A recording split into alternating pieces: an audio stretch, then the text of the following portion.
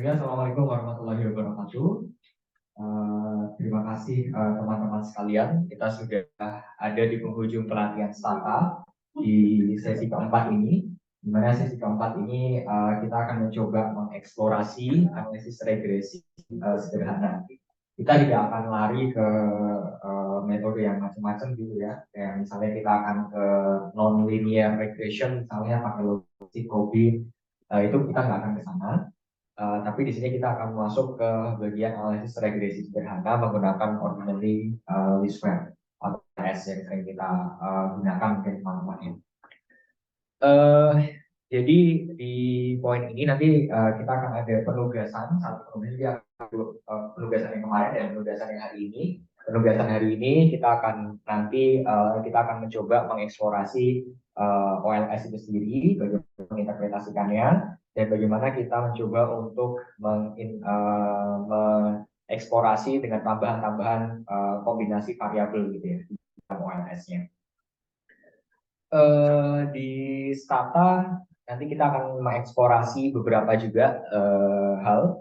Selain regresi akan ada dua hal lagi yang mungkin akan disampaikan di hari ini adalah kita mencoba untuk menggunakan Pearson correlation. Dan juga yang kedua adalah kita mengeksplorasi UJT. UJT itu uji beda rata-rata. Walaupun ada satu lagi yang disebut sebagai ANOVA gitu ya. ANOVA itu nanti bisa menguji beda rata-rata tetapi dengan beberapa beberapa variabel. Tapi kalau yang UJT itu hanya berlaku untuk dua variabel. Kita akan coba eksplorasi di tiga komen tersebut yang nanti akan pertama kita akan coba Pearson correlation. Lalu yang kedua kita akan mencoba untuk yang kedua tadi yang terkait dengan UJT, t-test kalau teman-teman pernah dengar. Dan ketiga kita akan mengeksplorasi masuk kepada ordinary least square. Oh ya, untuk penugasannya nanti kita tidak hanya masalah OLS ya, tapi kita akan coba memvisualisasi data. Memvisualisasi data nanti dengan grafik yang line graph atau nanti ada grafik batang dengan berbagai eksplorasi yang ada gitu. Termasuk juga nanti ketika kita melakukan OLS adalah kita mencoba untuk bagaimana kalau kasusnya dia variabelnya bukan variabel yang continuous tetapi variabel yang bentuknya dummy atau yang kategorikal. Karena treatmentnya itu akan berbeda ketika kita melakukan regresi antara variabel yang continuous dengan variabel yang dummy dan juga yang variabel yang sifatnya kategorikal. Karena nanti treatmentnya akan berbeda dan bagaimana kita nge-treatnya nanti akan tampilkan di ketika nanti kita main starter. Oke, sebagai eksplorasi seperti biasa kita akan mencoba melihat pengajar dulu sebelum kita langsung ke praktik karena kalau yang lebih fokus, jadi fokus itu adalah bagaimana nanti kita memahami cara penggunaannya terlebih dahulu, lalu bagaimana kita mengaplikasikannya di Stata. Karena sama aja kalau nanti kita mainnya di Stata tapi nggak tahu cara makainya di mana. UJT ini sebenarnya kemarin mungkin sudah ya UJT atau t-test gitu. Dia adalah untuk menguji kebenaran hipotesis yang diajukan untuk membedakan rata-rata pada dua populasi. Sebagai contoh misalnya ketika kita ingin mengeksplorasi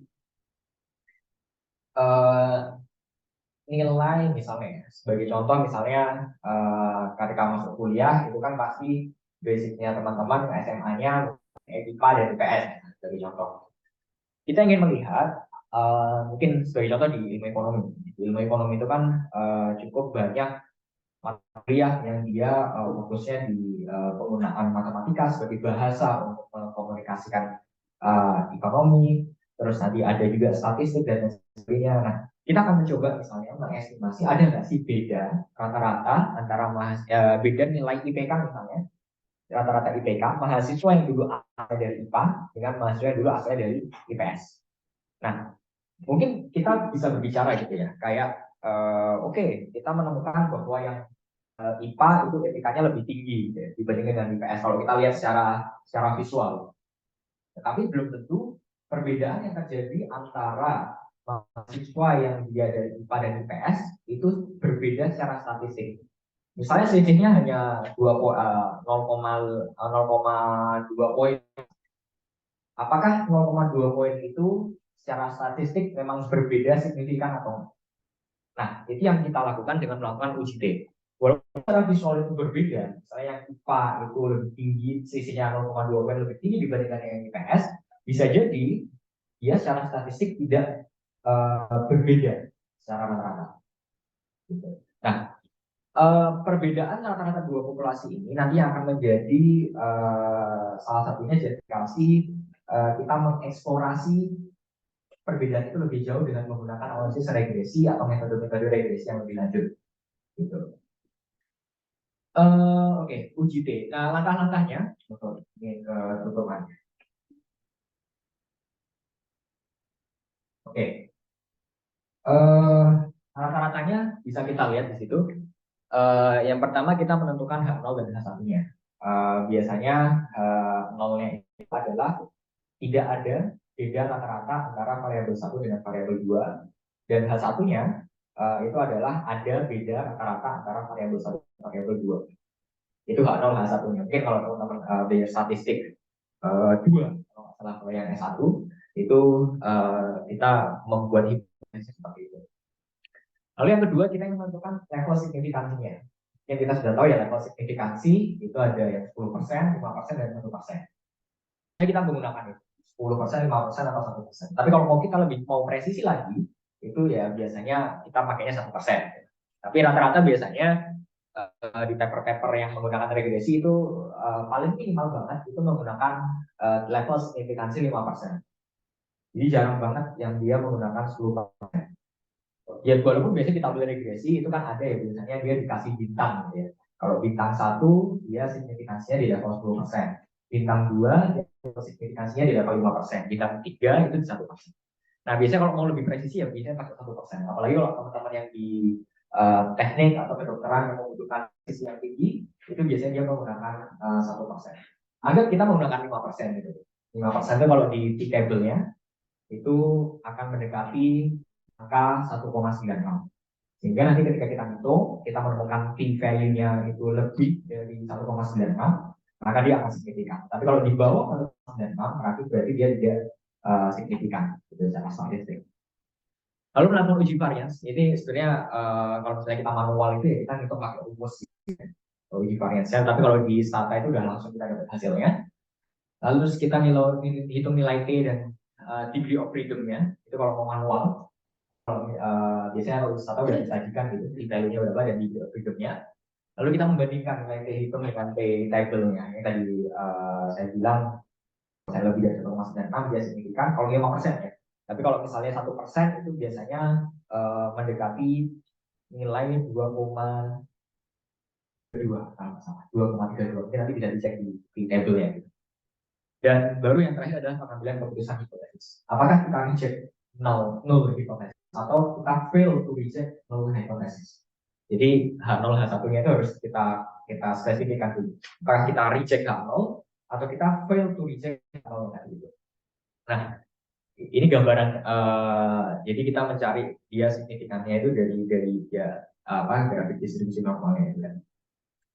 Nah, itu terkait dengan uji T. Jadi banyak banget aplikasinya teman-teman. Kalau misalnya mau menggunakan uji T dan terkadang ketika sebagai pengalaman ya mungkin ketika misalnya kita tidak bisa mengeksplorasi itu ke level regresi, misalnya karena keterbatasan data atau memang desain settingnya itu tidak memungkinkan untuk melakukan regresi, maka kita bisa menggunakan uji T ini. Atau yang lebih advance lagi adalah analisis covariance atau ANOVA. Jadi di dalam penelitian memang sebenarnya memang opsional ya dalam artian ketika kita menggunakan regresi atau tidak itu akan berdasarkan dari kondisi data yang kita miliki. Kalau kondisi data yang kita miliki itu tidak memungkinkan untuk melakukan regresi, ya kita harus mencari alternatif lain. Kasusnya yang pernah saya kerjakan adalah kita ada banyak noise gitu di dalam datanya kita.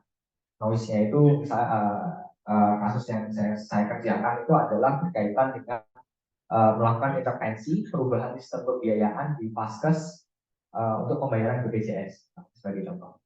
Nah, di situ intervensinya ternyata banyak noise di situ.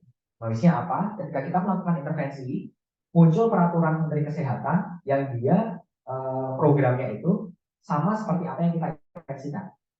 Sehingga kan kita membagi kelompoknya itu jadi kelompok kontrol dan kelompok intervensi. Sehingga kelompok kontrol itu secara otomatis ketika peraturan menteri itu berubah muncul, maka kelompok kontrol berubah menjadi kelompok intervensi. Sehingga kita tidak bisa melakukan desain impact evaluation atau regresi itu dengan benar. Sehingga mau nggak mau kita harus mencari cara. Bagaimana sih cara kita untuk melihat dampak atau efek dari intervensi itu terhadap outcome-outcome-nya? Outcome-nya ada banyak gitu ya. Outcome-nya bisa terhadap apakah nanti ibu itu melahirkan itu menggunakan standar layanan kesehatan yang baik, ataukah nanti si ibu itu mendapatkan layanan misalnya tes laboratorium dan lain sebagainya. Nah, ketika kita bisa mengkonstruksi itu, karena banyak di situ, ya salah satu pilihan kita adalah bagaimana kita melakukan uji klinik atau bisa juga dengan analisis of variance. Kalau saya dalam kasus ini menggunakan analisis of variance ya, karena kita menggunakan beberapa variabel untuk melihat beda rata-ratanya ada atau enggak.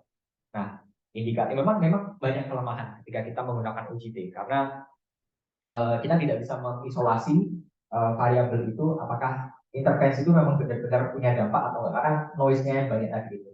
Walaupun demikian kita masih bisa bahwa adanya intervensi itu mungkin mengindikasikan ada efek perubahan terhadap outcome yang ingin kita dapatkan.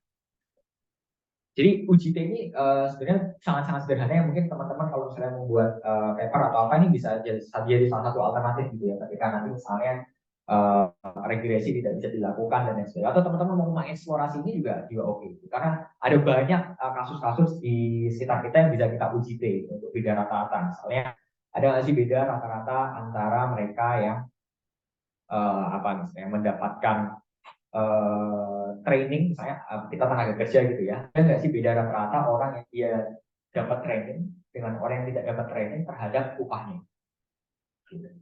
Nanti kita akan eksplorasi di situ bagaimana kita melakukan tes di dalam startnya. Terus ini yang pengajian tabel ya, teman-teman sudah kemarin visualisasi kita. Memang kalau misalnya kita mau menyalin tabel dari Stata ke Word atau apa, memang setahu saya kalau yang di tabulet itu masih cukup famous ya, sekarang masih manual juga nyatetnya ya. Saya belum nemu komen atau apapun itu yang dia bisa menyajikan tabel tabulet itu menjadi Word. Harusnya ada, saya cuma belum pernah nyoba. Tapi kalau yang regresi itu ada caranya untuk kita melakukan transform dari tabel regresi yang ada di dalam Stata untuk kita convert menjadi Word. Itu ada komen nanti saya coba cari yang belum saya masukkan ke filenya. Tapi itu ada caranya dan itu harus install package dulu. Nanti kita akan coba SSC install gitu package dari eksternal yang dia otomatis akan menyajikan tabel hasil regresi kita. Kita nanti akan eksplorasi. Terus ini cross tabulation yang kemarin penyajian grafik batang. Kalau grafik batang sebenarnya nanti ketika kita mau masukin ke Word itu tinggal ketika nanti teman-teman sudah apa ya. Kemarin itu kita sudah mengeksplorasi banyak bagaimana Y-title-nya, X-title-nya, kita mengubah garisnya atau mengubah desainnya itu juga bisa. Dan bahkan ketika teman-teman mau mengubah style grafiknya juga bisa di settingnya Stata gitu, di preference, di edit terus preference itu ya ada nanti graphic preference. Bisa pilih mau bentuk grafiknya mau seperti apa, mau yang stylenya apa, stylenya majalah The Economist atau stylenya apa itu ada semua pilihannya itu dan ini tinggal preferensi teman-teman semua. Dan nanti biasanya tinggal bisa grafik Stata yang setelah kita terus nanti kita simpan di dalam folder kita itu bisa, atau nanti kita langsung copy paste ke dalam Word kita itu juga bisa. Gitu. Jadi ada banyak cara untuk kita menyajikan data visualisasi itu dan masuk ke dalam Word. Ini data grafik garis yang sama kasusnya seperti dengan grafik batang, kita bisa mengeksplorasi gitu. Dan ini pie chart ya. Yang pie chart itu kemarin kita belum sempat ya yang pie chart ya. Nanti saya coba kirimkan file mungkin teman-teman bisa eksplorasi gitu. Tapi secara umum pie chart ini tidak akan jauh berbeda dengan yang grafik batang atau grafik garis dari sisi kalau misalnya kita di graph bar itu kan ada koma terus ada banyak pilihan gitu ya. Nah, banyak pilihan itu biasanya nanti bisa kita gunakan untuk pie chart juga. Jadi itu tidak terbatas hanya untuk grafik batang atau grafik garis, tapi bisa juga untuk yang grafik lingkaran. Nah, ini dia, kita masuk ke OLS. Jadi model dasar dari kita melakukan ordinary square itu adalah persamaan di atas. Jadi kita harus mengetahui setidaknya 3 teknologi. Pertama adalah variabel dependentnya, kedua adalah variabel independennya, dan yang ketiga adalah error term. Variabel dependent itu adalah variabel Y, variabel yang outcome variabel yang akan kita cari. Yang kedua adalah variabel independen. Variabel independen di persamaan tersebut itu adalah yang X1, X2, dan seterusnya. Oh, ada beberapa terminologi. Lalu ada beta 0. Beta 0, dia apa? Dia konstanta. Jadi ketika semua variabel X1, X2 itu bernilai 0, nilai Y itu berapa sih? Itu konstantanya. Beta 0. Gitu. Terus B1, B2, terus beta K itu adalah koefisien dari variabel independen ini. Jadi beta 1, beta 2, beta K itu kita dapatkan ketika kita melakukan regresi hasilnya. Jadi koefisiennya berapa? Nah, itu adalah beta 1, beta 2, dan seterusnya berdasarkan variabelnya. Jadi nanti, dan juga yang terakhir adalah error atau epsilon gitu ya. Error term itu adalah ya error yang mungkin terjadi dalam model kita karena misalnya kita tidak memasukkan beberapa variabel-variabel yang penting yang bisa mempengaruhi Y. Jadi misalnya kita mengestimasi misalnya Y-nya itu upah, misalnya X1-nya misalnya adalah pendidikan, lalu X2-nya itu adalah experience. Ada lagi misalnya atau misalnya dia status dia laki-laki atau perempuan.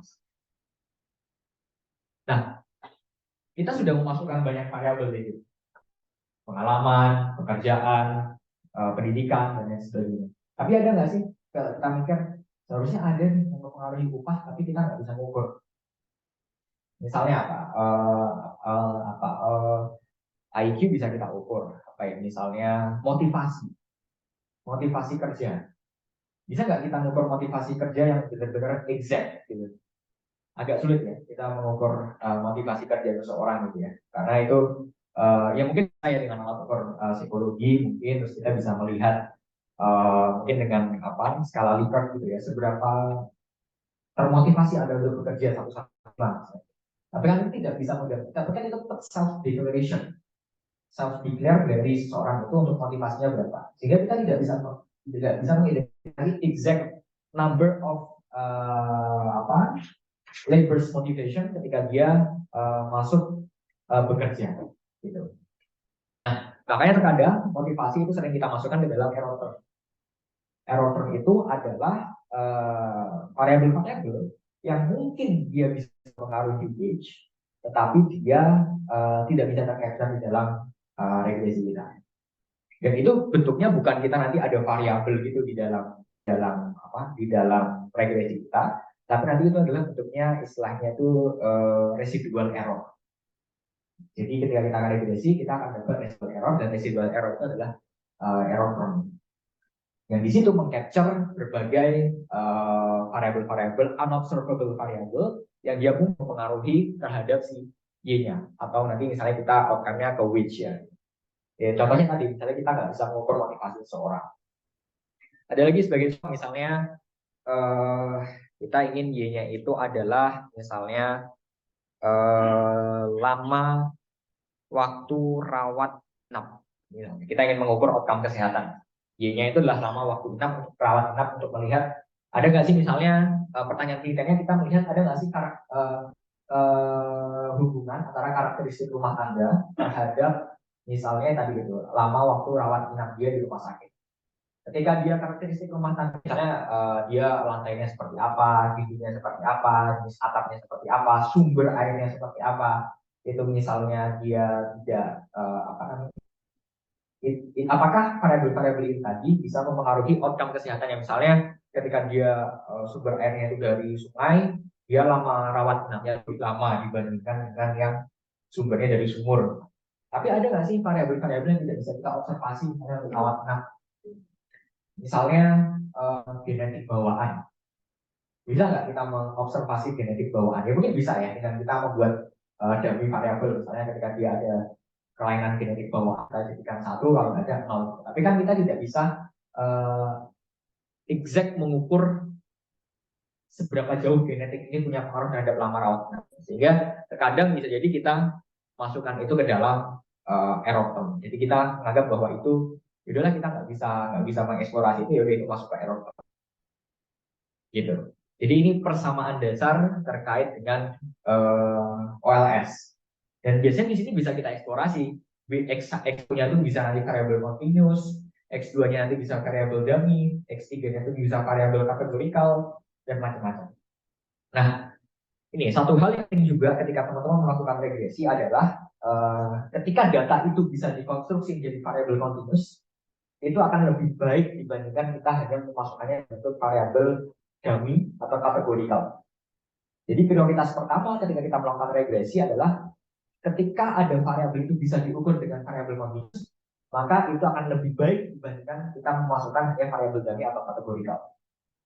Walaupun dalam beberapa kasus, misalnya kita menemukan bahwa ketika memasukkan variabel continuous itu kita tidak bisa melihat variasinya atau kita tidak bisa menemukan signifikansinya. Nah, bisa jadi dalam waktu kita mentransform itu menjadi variabel kategorikal atau variabel dummy. Bagi contoh misalnya saya sedang meriset juga terkait dengan diare dan efek karakteristik rumah tangga gitu.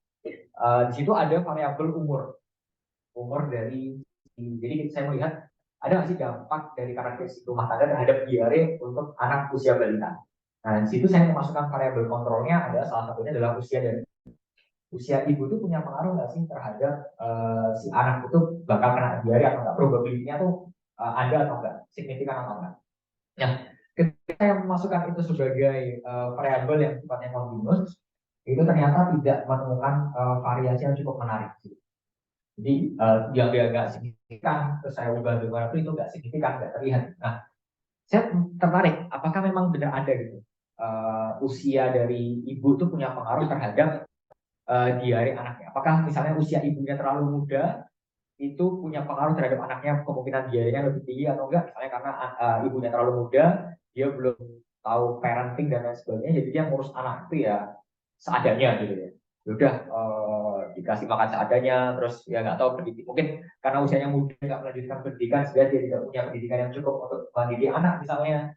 Gitu. Nah, ketika saya ingin mengcapture itu, saya akhirnya mentransformasi usia tadi itu menjadi bentuk kategorikal. Jadi saya mengkategorisasikan 3 kategori kalau nggak salah di situ.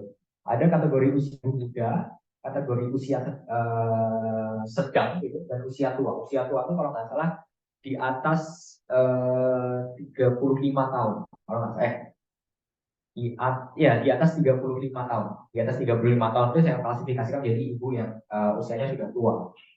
Nah, ketika saya regress, ternyata ada variasinya di situ. Ternyata ibu yang usianya lebih muda itu cenderung punya anak yang probability diarenya itu lebih tinggi dibandingkan dengan mereka yang usianya lebih tua. Nah, ketika hasil mentransform itu hasilnya adalah akhirnya menemukan variasi di situ.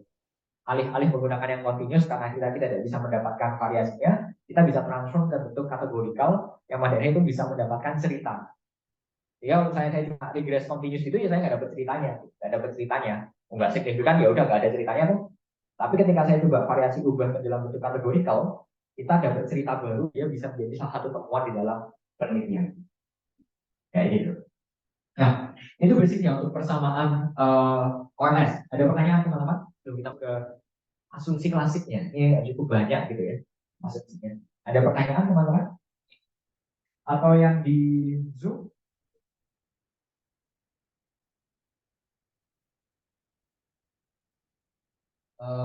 Belum ada ya? Oke. Oh ya, gimana? Yang tadi yang dari kontribusi ke kategorikal. Ya. Itu berarti kalau kategorikal regressnya harus satu kategori. Ya. Nanti kita nanti bisa ada treatment yang khusus di dalam OS. Jadi kita menggunakan istilahnya itu nanti kita akan coba adalah I titik. Jadi ketika kita melakukan regress gitu ya, nanti Indikator ya. jadi i titik ya, i titik. Jadi ketika dia bentuknya kategorikal, itu kita pakainya i titik. Karena ketika kita tidak variabel kategorikal, tapi kita nggak pakai i titik gitu, nanti dia Stata akan nge-treatnya itu sebagai variabel continuous.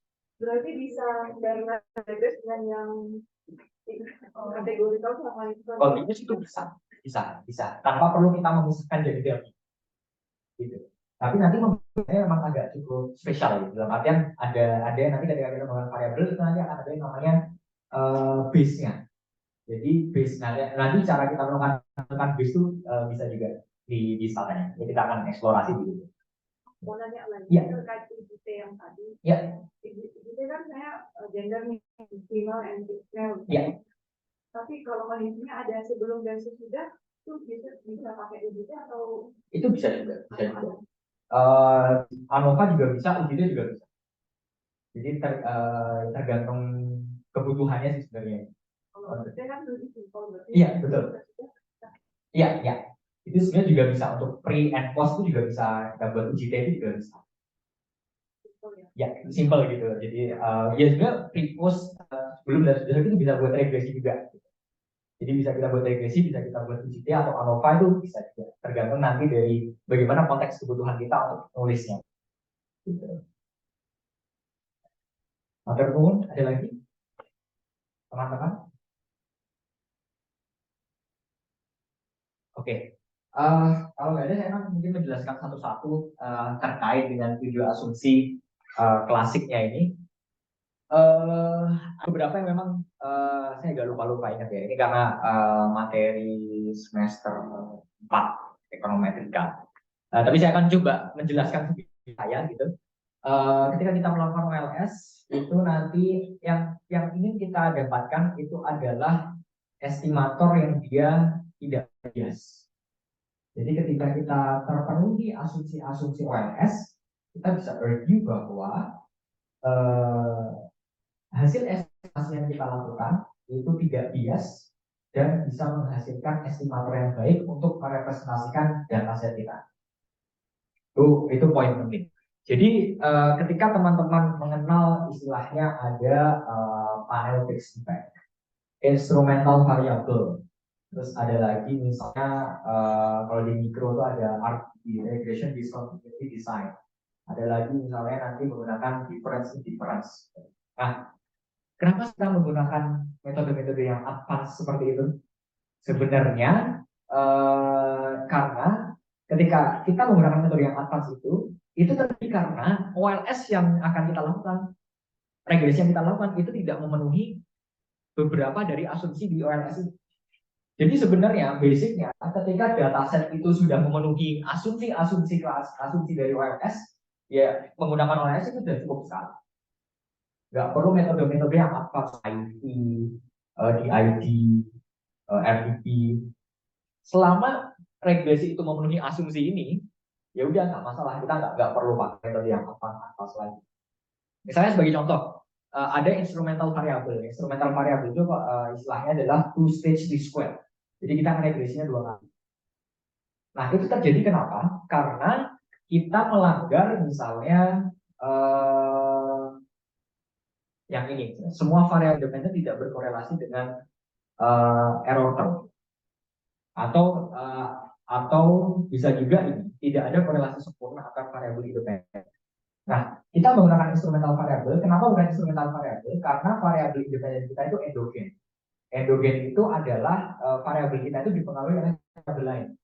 Sehingga kalau kita misalnya regress Y dengan X1, sedangkan X1-nya itu dipengaruhi oleh variabel lain, kita tidak bisa mendapatkan exact dampak sebenarnya dari X1 karena X1 dipengaruhi oleh yang lain. Karena kita nggak tahu ini benar dapat karena X1-nya ini atau variabel yang mempengaruhi X1-nya itu.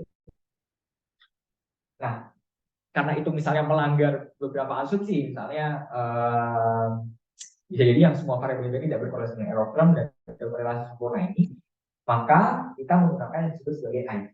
Misalnya contohnya. Jadi ketika ada pelanggaran di sini, makanya kita perlu metode yang lebih advance lagi untuk nge-capture si estimasi kita. Jadi itu. Nah, ini masing-masing ini punya penjelasan. Yang pertama, misalnya model regresi linear dalam koefisien, dan error term. Ini sebenarnya sebenarnya masing-masing ini ada ujinya gitu ya. Tapi kalau misalnya kita melihat model regresi itu linear dalam koefisien dan error term, itu sebenarnya by logic aja udah bisa.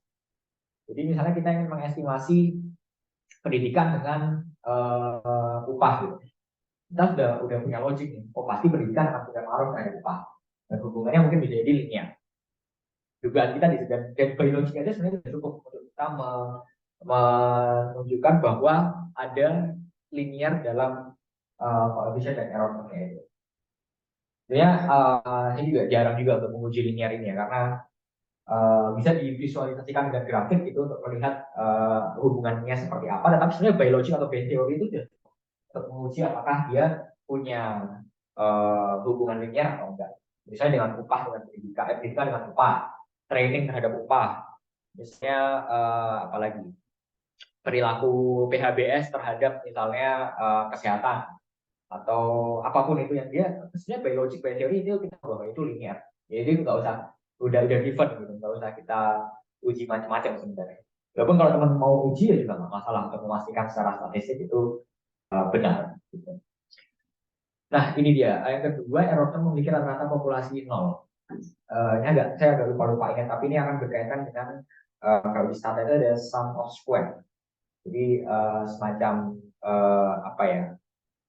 Salah satu outputnya gitu, yang nanti ini akan mendeterminasi yang disebut sebagai R square-nya. Semua variabel independen tidak berkorelasi dengan error term. Dalam artian kita sudah dengan terbaik kita sudah memasukkan variabel-variabel yang mungkin mempengaruhi Y.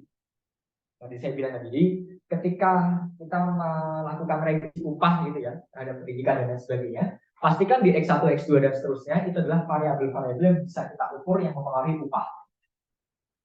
Sehingga kita ingin meminimalisasi semua variabel independen itu tidak berkorelasi dengan error term. Ini yang disebut sebagai istilahnya kita nggak bisa unobservable variable. Jadi kita nggak bisa menangkap istilahnya variabel-variabel yang di luar yang jadi selalu pastikan bahwa cari variabel-variabel yang dia mempengaruhi Y, dan ketika itu bisa diukur masukin aja, nggak ada salahnya kalau kita memasukkan dia, itu akan nanti akan memperbaiki hasil dari estimasi kita. Tetapi pastikan bahwa masuk kepada yang agak ke bawah dulu, yang bawah ini. Tidak ada korelasi sempurna antar variabel independen. Boleh kita masukin banyak variabel yang mempengaruhi Y, tetapi pastikan antar X1, X2, X3 sampai X itu dia tidak punya korelasi sempurna. Perfect collinearity istilahnya. Tidak ada. Pasti X1, X2 akan ada ya. Akan ada hubungannya ya. Tetapi jangan sampai hubungannya itu perfect collinearity. Ketika dia hubungannya perfect collinearity, maka otomatis kalau kita regresi stata dia akan ke omit. Variabelnya akan ke omit. Jadi pastikan bahwa X1, X2, X3, dan XK atau variabel independen itu tidak punya korelasi yang perfect satu sama lain. Gimana cara ngeceknya? Kita pakai Pearson correlation. Atau kalau misalnya dia bentuknya ordinal, kita menggunakan Spearman untuk korelasi untuk yang jenisnya variabelnya ordinal. Gitu. Jadi boleh untuk memasukkan banyak variabel independen, tapi pastikan variabel independennya itu istilahnya tidak berkorelasi perfect antara X1, X2 sampai X-nya. Cara ngeceknya gimana? Biasanya kita pakai kalau saya di variabel yang continuous kita pakai Pearson correlation. Nanti komennya adalah PWCON. PWCONF. Itu dalam cek apakah ada korelasi antar variabel independen. Biasanya kalau misalnya variabel yang hubungannya udah tinggi, misalnya udah di atas 0,5 gitu cukup hati-hati. Harus hati-hati variabel independennya kalau mau masukin. Misalnya, sebagai contoh, misalnya kita ingin melihat wage, pendidikan, terus apalagi ya, pengalaman, terus nanti pengalaman tuh ada lagi tenurnya atau lama bekerja di perusahaan itu. Nah kita harus ngecek apakah nanti pengalaman itu punya korelasi yang perfect terhadap misalnya lama bekerja di perusahaan itu. Karena bisa jadi itu di perfect collinearity. Kenapa? Karena bisa jadi dia hanya bekerja di satu perusahaan itu, pengalamannya berarti kan sama dengan lama bekerja dia di perusahaan itu. Dia hanya kerja di satu perusahaan, pengalaman kerjanya ya 5 tahun. Itu akan sama dengan dia lama bekerjanya, karena pertama kali dia kerja di perusahaan itu berarti kan dia 5 tahun. Kita harus ngecek itu dengan korelasinya tadi itu, variabel. Ketika nanti dia di atas 0,5 itu cukup hati-hati kita untuk menentukan. Nah, untuk menentukan apakah itu masuk ke dalam variabel independen atau tidak, itu nanti juga berdasarkan justifikasi subjektif juga ya. Tergantung seberapa butuh kita dengan variabel itu. Kalau misalnya variabel kita butuhkan dan itu informasinya cukup penting dan memang kebetulan aja ketika kita korelasikan itu memang cukup tinggi, nanti tergantung dari kedua kebutuhan. Apakah memang kita membutuhkan itu sebagai sebuah informasi dari hasil estimasi kita atau enggak. Kalau nggak terlalu penting, drop aja. Tapi kalau variabel itu penting, tetap kita tapi dengan catatan. Gitu. Terus pengamatan error term tidak berkorelasi satu sama lain. Ini terutama untuk yang regresinya. Oh ya, ini asumsinya misalnya kita menggunakan asumsi datanya itu adalah data cross section, nggak ada time seriesnya. Nah, biasanya yang pengamatan error term tidak berkorelasi satu sama lain, atau korelasi itu biasanya untuk yang kalau nggak salah itu di time series atau yang di panel itu kita gunakan untuk korelasi. Kita harus uji gitu ya. Terus homoskedastisitas. Nah, homoskedastisitas itu adalah istilahnya ada pola gitu ya, antar tidak ada pola antar varians dengan residual error kalau nggak salah. Jadi nggak ada polanya. Ketika kita ngeplot gitu, misalnya sebagai contoh gampangannya. Jadi nanti akan berbentuk ini, titik-titik ini ya, pakai scatter plot. Nah, ketika titik-titiknya ini, mungkin yang di zoom, sorry banget ini papan tulis, tapi nanti bisa melihat gambarnya di Google itu ya, homoskedastisitas dan heteroskedastisitas. Kalau misalnya ini tidak ada bentuk pola tertentu, maka dia kita bisa menyebutnya sebagai homoskedastisitas. Tapi kalau dia misalnya membentuk pola tertentu, misalnya semakin ke atas itu semakin melebar gitu, semakin melebar gini. Nah, ini ada potensi karena ini bisa ke sini, bisa ke sini. Itu ada potensi heteroskedastisitas. Itu ada tesnya. Kalau di Stata itu pakai aduh lupa nama tesnya, pokoknya tes uji untuk heteroskedastisitas. Jadi sama kita menguji, kita melakukan regres gitu, terus kita uji apakah ada heteroskedastisitas. Kalau nggak ada ya nanti tetap lagi, kalau nggak ada nanti kita biasanya untuk mengantisipasi dia ada heteroskedastisitas itu biasanya kita transform variabel itu menjadi bentuk log logaritma, atau misalnya kita mencoba mengganti measurementnya karena bisa jadi itu measurement error ya, gitu. Itu yang masalah homoskedastisitas. Error term terdistribusi secara normal itu nanti kita lihatnya dari residualnya. Jadi kita ngepelot dulu di statanya. Jadi adalah misalnya tidak ada korelasi skor antar variabel independen. Jadi yang kita butuhnya pakai yang korelasi tadi, record. Kayak gitu. Oke, ini juga seperti klasik ya, OLS yang sering digunakan.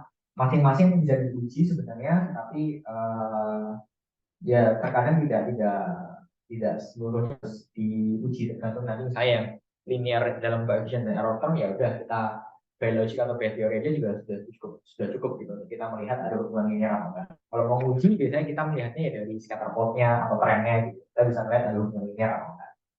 Kayak gitu. Oke, kita main lanjut ke saya, teman-teman. Jadi mohon untuk dibuka statanya.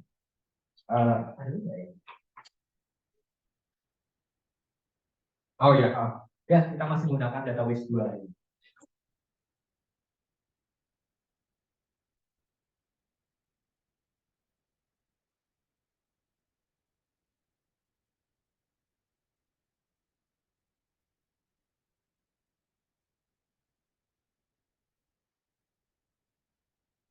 Oke, kita buka statanya di masing-masing komputer teman-teman.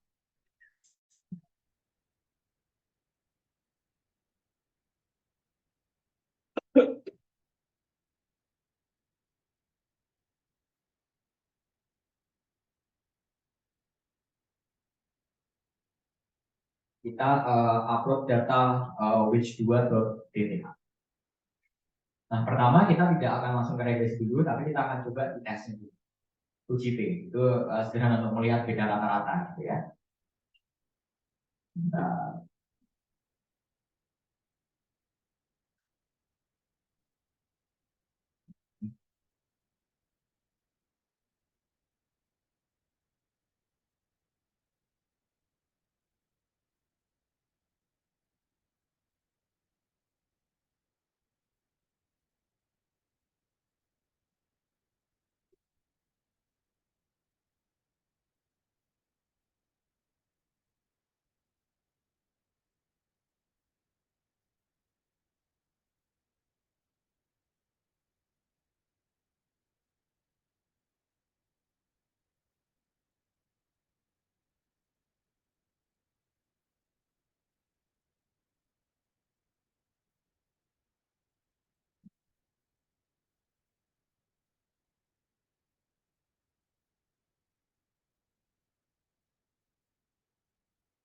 ya sebentar teman-teman, data saya hilang.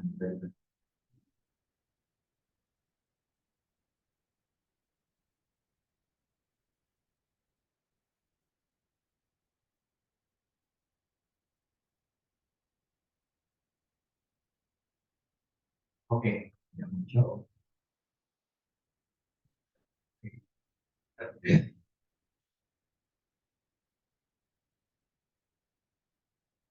Oke, di sini sudah muncul ya di sini ya.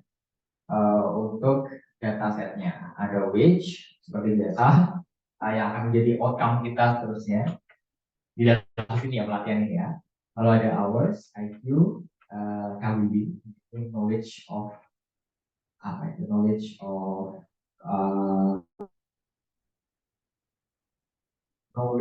of world word sport gitu loh. Nah, itu definisi dari sana ya. Ada eduk, expert, age, merit, black, south, urban, shifts, dan seterusnya sampai knowledge. Nah, yang pertama kita akan coba melakukan uji T.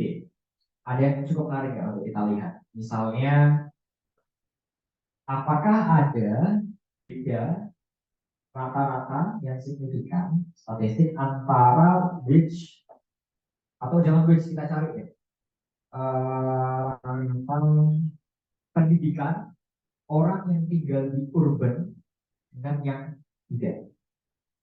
Jadi kita yang melihat adalah sih beda tahun rata-rata dari orang yang dia pendidikan rata-rata dari orang yang tinggal di urban dengan yang tidak tinggal di urban.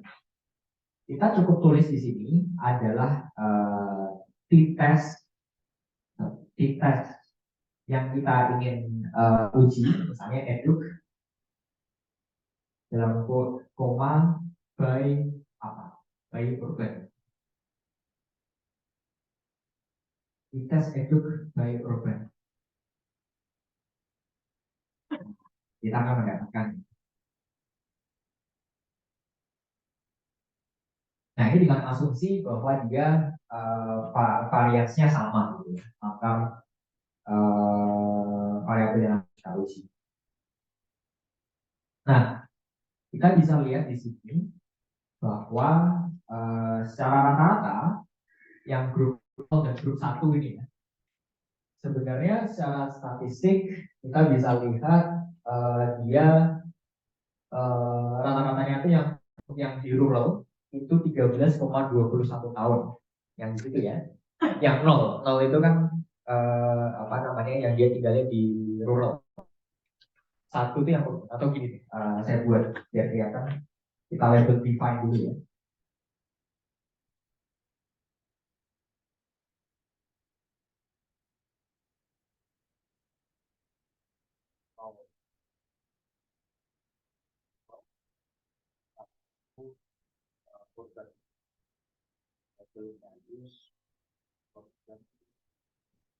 Ya, kalau kita dites, nah yang 0 sama satunya berubah jadi rural urban biar gampang. Yang di rural itu rata-rata tahun pendidikannya 13,21 tahun. Sedangkan yang di urban itu 13,56. Nah, ini yang saya bilang, udah jelas nih, ada bedanya nih. Tapi itu bedanya secara statistik signifikan atau enggak? Kalau kita lihat. Nah, itu ada suatu prosesnya gitu, sehingga kita mendapatkan P-value-nya. P-value ada di bawah ini. Nah, itu P-value-nya. P-value-nya itu. Nah, ketika kita menemukan P-value-nya itu min 2,2096, berarti kalau minus itu kan berarti kita bisa menyebut dia lebih rendah gitu ya, relatif lebih rendah. Bedanya dengan yang roll dan perubahan gitu ya. Nah, ketika kita menemukan min 2,2096, nah kita mau pakai signifikansi berapa nih? Mau pakai yang 5% misalnya. Apakah ketika kita menemukan level signifikansi 5% itu bedanya sudah signifikan atau belum? Dari P-value-nya itu min 2,2096. Kita cek dulu di tabelnya. Kalau yang 5% itu berapa? Kalau misalnya di 5% itu pasti dia akan mendekati kira-kira 1,96. Min 1,96 atau 1,96. Nah, ketika dia lebih dari 1,96, maka dia akan signifikan di level 5%. Kalau dia kita P-value-nya berapa? P-value-nya min 2, ya anggap absolut gitu ya, 2,096. Dia lebih tinggi dari 1,96. Maka kita bisa argue bahwa dia signifikan di level 5%. Tapi apakah itu signifikan di level 1%? Kita harus lihat di tabel lagi untuk 1%. Kalau 1% dia akan mencapai 2,32. Kita lihat di situ apakah dia sudah lebih dari 2,32? Ternyata belum. Berarti dia tidak signifikan di level 1%. Jadi dia hasil ini dia signifikan pada level 5%. Beda dari pendidikan masyarakat yang ada di urban dan rural itu secara statistik berbeda pada level signifikansi 5%. Simpelnya kayak gitu sih. Walaupun kalau secara manual ya kita bisa ngitung rumus-rumusnya gitu ya. Seperti apa gitu. Tapi ini secara sederhana gitu untuk kita set. Dan ada kombinasi untuk yang dia variansnya itu sama dengan yang tidak sama variansnya. Dan saya perlu belajar lagi tuh yang variansnya atau yang berbeda variansnya. Karena kalau nggak salah yang berbeda variansnya itu pakai angket atau tail gitu ya. Ini juga ini. Tes misalnya angket. Oh, angket itu yang dia equal variance jadi sama ya. Iya. Oh, berarti ya teman. Saya juga ya, agak lupa kalau yang dia variannya nggak sama tuh komennya seperti apa. Cara umum, nah teman-teman bisa eksplorasi juga. Teman-teman mau lihat ada nggak sih beda antar IQ orang yang di urban dengan yang di rural misalnya. Nah kita lihat tes IQ by urban. Nah kita dapat ini dan ternyata secara statistik nggak signifikan. Ternyata ya orang tua yang pintar-pintar juga. Nggak ada bedanya gitu ya antara rural dan urban. Nah ini bisa menjadi justifikasi kita untuk melakukan eksplorasi lebih lanjut dengan regresi gitu ya. Untuk melihat apakah nanti efeknya seberapa, koefisiennya. Karena kita nggak bisa secara serta-merta difference ini sebagai koefisien gitu ya. Tapi ini hanya sebagai perbedaan aja. Dan apakah perbedaannya itu signifikan atau tidak. Itu berbeda dengan kita membaca nanti yang di koefisien regresinya.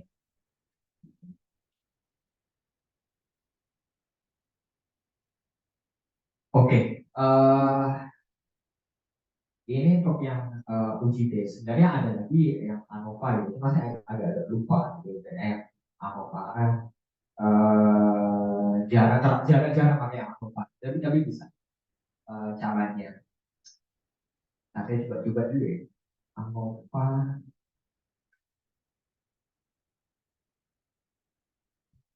ANOVA variabel. Saya coba cari dulu ya ANOVA. Tapi itu salah satu extension dari UJT, tapi dia bentuknya bisa untuk beberapa variabel. Kalau ini kan hanya untuk 2 variabel ya, karena urban rural misalnya, karena hanya dia ada 2 ya kita bisa pakai UJT. Kalau saya lebih dari 3, mereka kategorikan menjadi dengan yang variasi ANOVA untuk lihat di daerah tanah. Kayak gitu. Oke. Kita akan coba untuk masuk ke dalam Bayesian correlation. Ini UJT ya. Ada pertanyaan dulu nggak ya?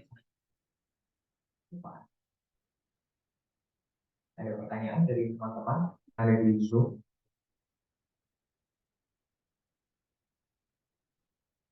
Oke, jadi level signifikansi itu kan ada bisa kita lihat ini cukup basic ya di statistik itu dipelajari bahwa level signifikansi adalah seberapa derajat kepercayaan kita untuk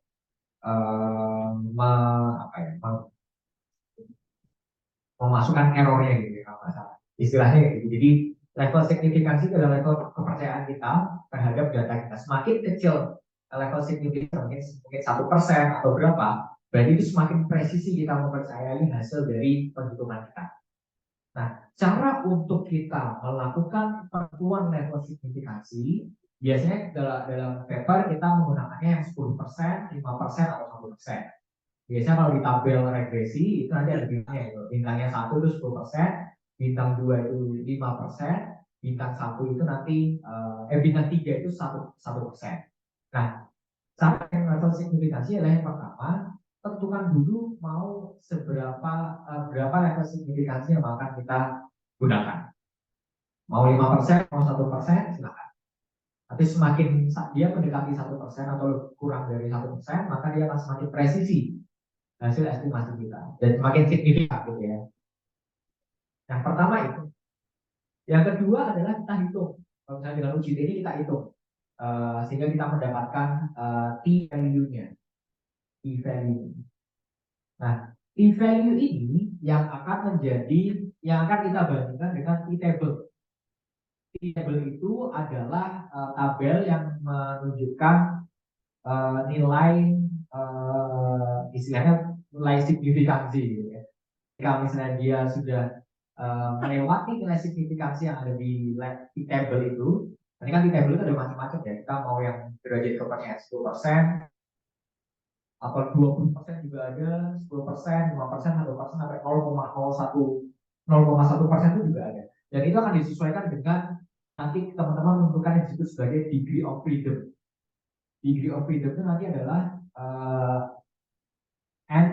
nilai observasi dikurangi variabelnya dikurangi 1. Jadi disebut degree of freedom. Jadi nanti kita akan menentukan degree of freedomnya berapa. Tapi kalau misalnya dia sudah nilainya tak 3 atau lebih dari sekian, itu pasti akan mendekati nilai tertentu. Nah, yang tadi saya sebut mendekati nilai tertentunya gimana? Kalau misalnya 10%, dia akan mendekati 1,6. Kalau dia semakin unlimited, dia semakin banyak, akan mendekati 1,6. Kalau misalnya 5%, pasti akan mendekati 1,96. Kalau misalnya 1%, dia pasti akan mendekati 2,32. Nah, yang perlu menjadi perhatian adalah ketika teman-teman melakukan UJT atau melakukan pengambilan hipotesis seperti ini, itu ketika observasinya itu sedikit gitu, misalnya hanya 50, 60. Nah, teman-teman harus bisa menghitung degree of freedom-nya. Degree of freedom-nya itu ya dari dengan n min k min 1, ya n min k min 1. Jumlah observasi kurangi k itu variabelnya, maka kurang 1. Nanti dibandingkan dengan t-table-nya. Ketika kita misalnya balik lagi, ketika kita menemukan t-hitungnya berapa? Kalau misalnya di sini kita bisa melihat t-hitungnya 1,902. Ini t-hitung kita. Nah, kita bandingkan dengan t-table-nya untuk degree of freedom yang kita dapatkan. Di sini kita bisa menemukan degree of freedom-nya itu 933. Ini didapatkan dari mana? Sebentar. Kita bisa cek bahwa pasnya itu dari 935. Nah, degree of freedom-nya di sini terhitung 933, sehingga kita nanti menggunakan tabelnya itu untuk yang degree of freedom-nya 933 dengan level signifikansi yang kita inginkan. Jadi teman-teman bisa buka T-table gitu. Kalau misalnya teman-teman belum familiar dengan T-table, di situ bisa dicek T-table, jadi bisa dilihat degree of freedom yang kita inginkan berapa dan yang kita temukan berapa. Baru nanti level signifikansi yang kita mau itu berapa. Jadi kita akan nemu T-table-nya, nilai T-table-nya. Sehingga kalau misalnya kita dapat value nih, T-value-nya 1,1902, dia lebih gede atau lebih kecil dari T-table kita. Biasanya kalian pakai angka absolut aja deh, jadi gitu. Nah kalau misalnya dia nilainya lebih dari T-table kita, maka kita bisa review bahwa dia signifikan pada level signifikansi yang kita inginkan tadi. Kalau kurang gimana ya, berarti tidak signifikan. Tapi bisa jadi tadi itu kasusnya dia signifikan pada level 5%, tetapi tidak signifikan pada level 1%. Itu kasusnya banyak. Yang jelas bahwa ketika dia signifikan di level 1%, otomatis dia akan signifikan di level 5% dan otomatis akan signifikan di level 10%. Tapi yang dia signifikan di level 5%, belum tentu dia signifikan di level 1%. Bahkan ketika dia signifikan di level 10%, belum tentu dia signifikan di level 5%. Ya gitu. Itu mas, untuk penghitungan apa namanya signifikansinya, hasil T-nya dibandingkan dengan T-table. Jadi coba teman-teman bisa melihat dari sisi T-table-nya itu seperti apa.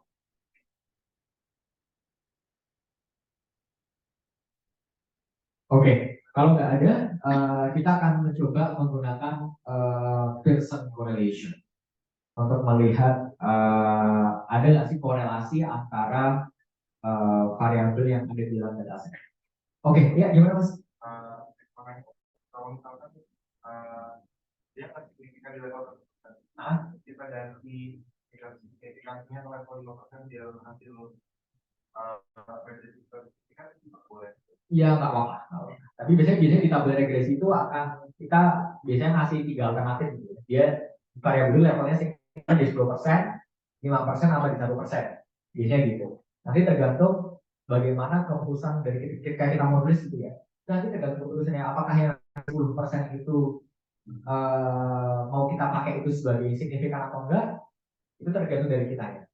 Tergantung seberapa mau presisi, seberapa presisi ya presisi gitu. Seberapa presisi kita untuk mendapatkan data yang dia representatif terhadap kondisi yang sedang kita observasi. Jadi bisa aja nggak masalah kalau kita maunya pakai 5% juga oke. Tapi kalau saya patokannya 1% biasanya saya. Tapi ada juga sih yang 5%, 10%, tergantung dari kebutuhan. Itu level signifikan. Nah, teman-teman pada ujiannya bisa eksplorasi ya di situ ya. Mungkin nanti di penugasan kita akan juga menggunakan dataset lain untuk teman-teman melihat seberapa signifikan gitu ya. Apa namanya seberapa signifikan misalnya beda dari suatu variabel dengan dataset lain, tidak in language juga ya. Mas, iya. Ulangi lagi baca tabelnya aku enggak. Tabelnya, oke. Nah, kita coba cek di tabelnya dulu ya. Di tabel. Nah, di tabel itu bentuknya gitu. Jadi kita tulis. Jadi yang di berarti tadi yang di statistiknya tadi itu belum ada pembanding ya? Belum ada pembandingnya. Jadi kita harus melihat dari di table-nya. Kalau tadi kan minus 1,119. Iya, iya. Berarti mau pakai berapa? Iya, betul. Kalau pakai 10% kita biasanya detail di sini kita variasi 1,6. 1,6 plus kan? Yes. Iya kan ya? Iya. Tapi kalau ini masih di bawah itu berarti dia belum bisa dihitung kita. Kalau dia di bawah itu belum bisa dihitung. Ini kan plus minus 165 dia kan minus 1. Oh, oke, iya. Dia di antara ini kan? Di tengah-tengahnya kan?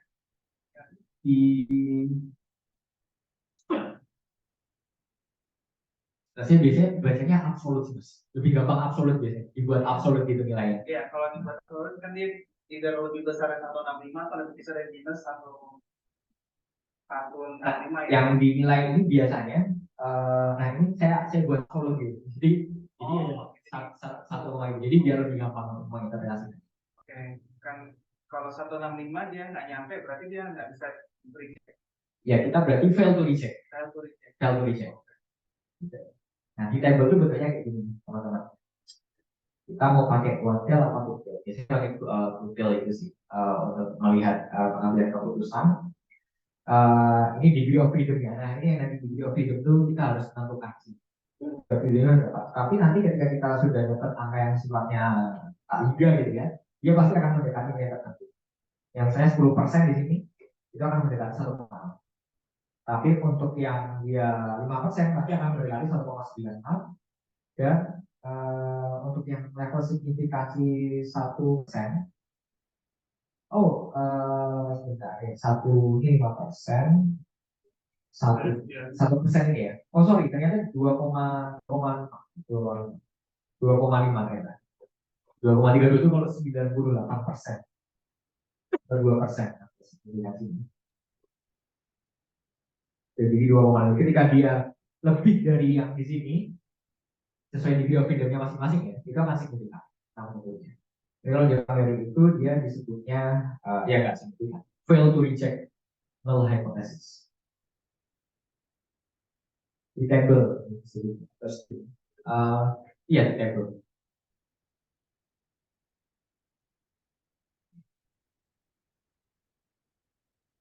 Oke, kita masuk ke Pearson correlation.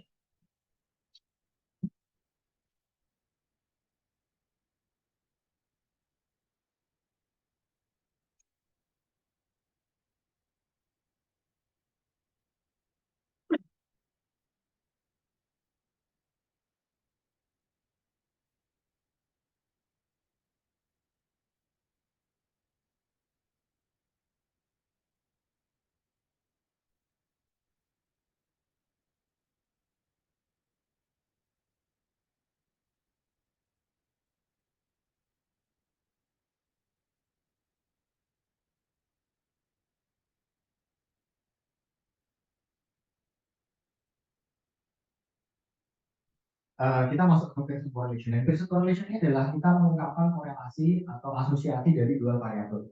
Berbeda antara korelasi dengan kausalitas.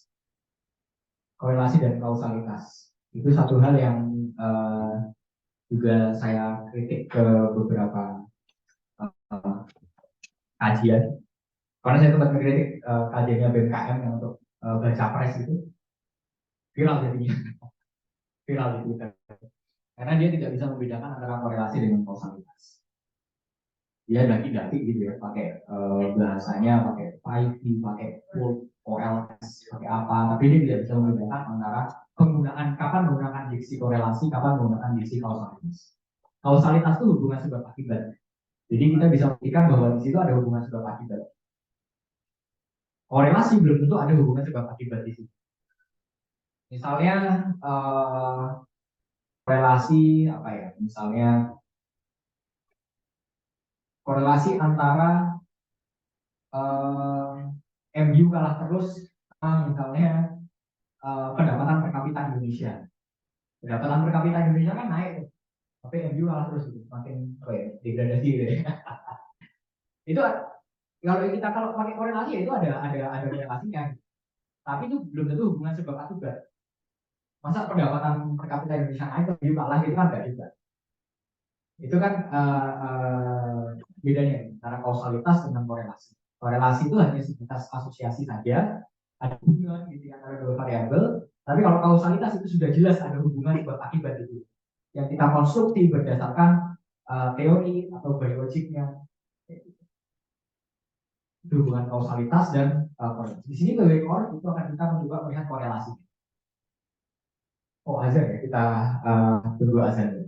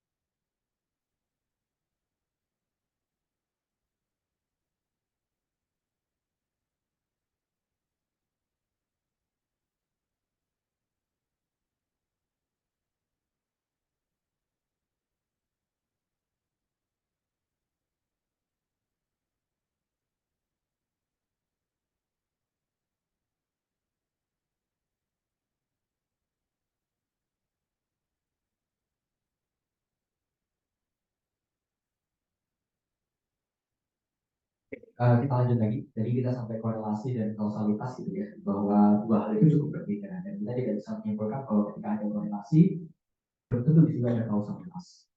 Itu yang menjadi poin penting. Nah, ketika kita ingin menggunakan korelasi, kita bisa menggunakan istilah itu Pevlichor. Oh, Pevlichor. Pevlichor untuk masing-masing variabelnya. Kita cari yang dia variabelnya continuous. Saya ada ngasih kita lihat hubungan antara hours, IQ, edu, dan expert.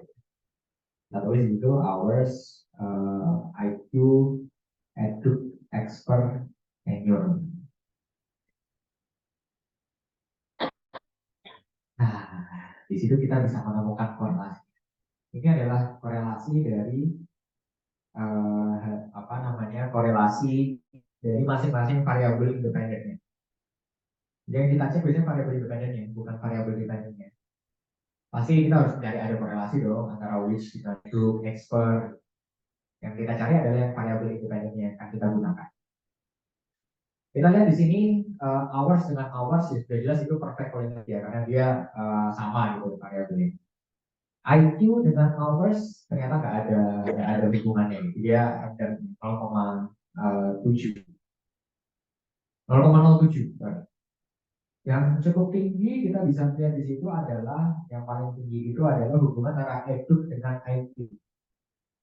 Jadi ada hubungan korelasi gitu ya, cukup biasanya kalau 0,5 ke atas itu cukup udah ada hubungannya gitu ya antara edu dengan IQ. Dia ada asosiasi bahwa orang yang IQ-nya tinggi ada hubungan antara orang yang IQ-nya tinggi dengan lama waktu pendidikannya. Dan ini bisa lihat bahwa dia positif gitu ya. Berarti kan dia korelasinya positif. Semakin tinggi IQ atau semakin tinggi IQ mungkin pendidikannya akan semakin tinggi juga. Ada hubungannya gitu. Tapi kita belum bisa menyimpulkan. Terus karena mungkin bisa jadi kalau kita meregress itu bisa juga kita regress itu sebagai independen, IQ-nya itu sebagai independen juga bisa. Tapi lebih dari itu kita bisa melihat bahwa variabel-variabel ini tidak terlalu besar gitu ya korelasinya di dalam variabel independen kita. Nanti kita akan menggunakan our IQ, edu, expert, tenure itu sebagai variabel independen yang akan kita coba regress. Begitu juga kalau misalnya teman-teman mau lihat signifikansinya gitu ya, terutama untuk melihat apakah dia 0,5 ini misalnya hubungannya korelasi 0,5 itu memang signifikan atau enggak. Kita tambahin di belakangnya itu sih melihat level signifikansinya. Oke, ini kita bisa ketemu bahwa oh ya cukup signifikan ini ya di 0,00 gitu. Bahwa itu nanti ya ini balik lagi ini tergantung dari bagaimana kita ingin membawa tulisan kita nantinya. Apakah nanti edu dengan IQ itu sama-sama penting? Apakah kita ingin mencari informasi dari edu dan IQ masing-masing atau ya udah IQ itu ya udah nanti kita bisa representasi kita wakilkan dengan edu. Kalau misalnya dia korelasinya cukup tinggi, maka kita pilih salah satu aja. Boleh edu, boleh IQ. Tergantung nanti bagaimana informasi yang akan kita sampaikan di sini. Saya lebih pengen edu deh, edu lebih bisa merepresentasikan wish daripada IQ gitu. Ya udah, apa pilih edu. Pilih IQ juga nggak masalah sama kita punya argumennya. Kenapa kalau kita pilih IQ? Kayak gitu. Sisanya juga nggak begitu itu ya, nggak begitu namanya. Mereka harus itu ekspor. Oke. Sorry, sebenarnya kita masih ada sejam tapi ini saya menyelesaikan setengah 4 ya, tapi karena saya jam 4 itu ada acara harus perjalanan. Jadi kita maksimal setengah 4 gitu. Jadi di sini kita akan masuk ke regresi gitu cepat aja. Regresi itu sebenarnya basic komanya adalah regress, tulisannya gitu. Regress. Tetapi kita bisa singkatin aja jadi reg. Reg. Bukan ketik reg spasi apa gitu. Tapi reg. Kita yang sederhana dulu aja. Dua variabel. satu variabel independen. Misalnya kita ingin melihat wage terhadap hours. Ada apa nggak sih, ada nggak sih hubungan antara upah dengan jumlah jam kerja? Biologik ada ya harusnya ya. Jika dia kerjanya makin lama harusnya upahnya makin tinggi. Kecuali kalau kasusnya kayak gini ya masih ada apa namanya ini backward dating like supply of labor. Bisa jadi dia apa namanya waktu bekerja sedikit tapi wage-nya semakin tinggi karena rate-nya mungkin per jamnya naik. Bisa jadi itu kejadian juga. Nah, wage dan hours. Sekarang kita mendapatkan hasil ini. Ini apa sih artinya? Kok aneh-aneh gitu. Nah, yang kita perhatikan biasanya yang bawah sini dan juga yang di sebelah kanan atas. Karena ini sih nanti untuk satu ini model perhitungan untuk yang di sebelah kanan. Di sini kita bisa melihat number of observation-nya. Number of observation-nya di sini adalah jumlah observasi yang ada di dalam dataset kita request.